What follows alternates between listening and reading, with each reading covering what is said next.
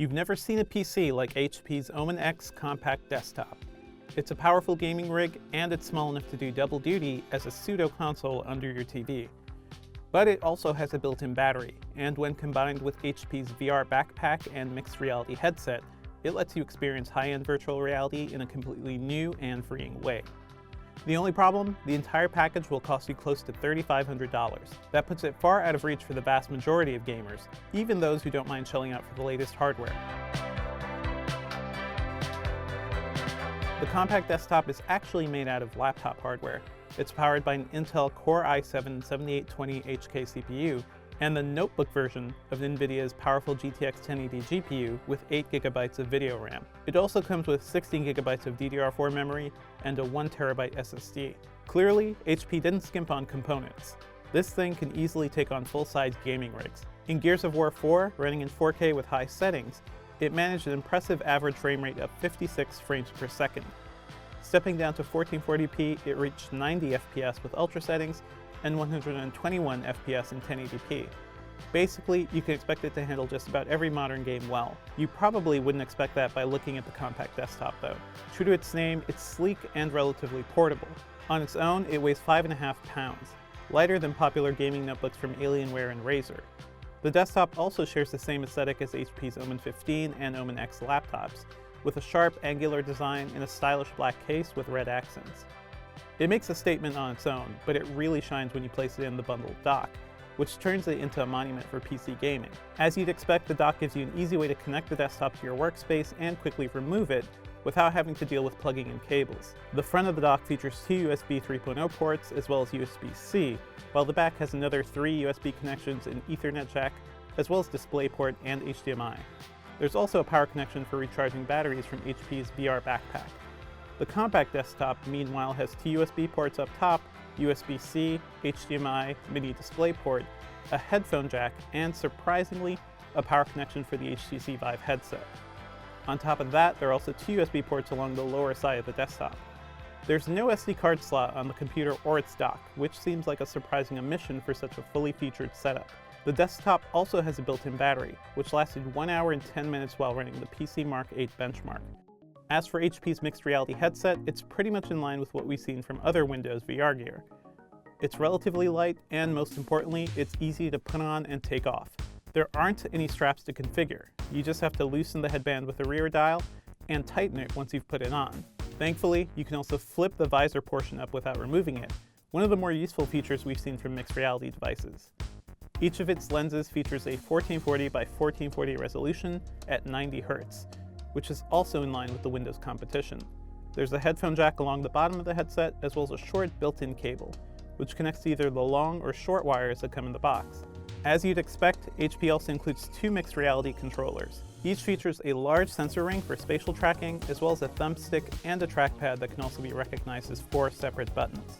There are also the usual things we see on every VR controller these days: trigger and grab buttons, along with the menu and home options. Tying all these new gaming devices together is HP's VR backpack. It sports padded straps and a plastic panel, which the compact desktop slides onto securely. It also has 2 side holsters for battery packs, which add an additional hour to the computer's runtime. HP includes 4 batteries with the backpack, so you can keep one pair charged while you're using the other. So how does VR work with all of this equipment? Surprisingly well, it turns out. In desktop mode, HP's mixed reality headset was a cinch to set up. All you have to do is plug in an HDMI and USB cable. There aren't any sensors to install like with the Oculus Rift and Vive. Everything on Microsoft's VR platform relies on built-in sensors instead.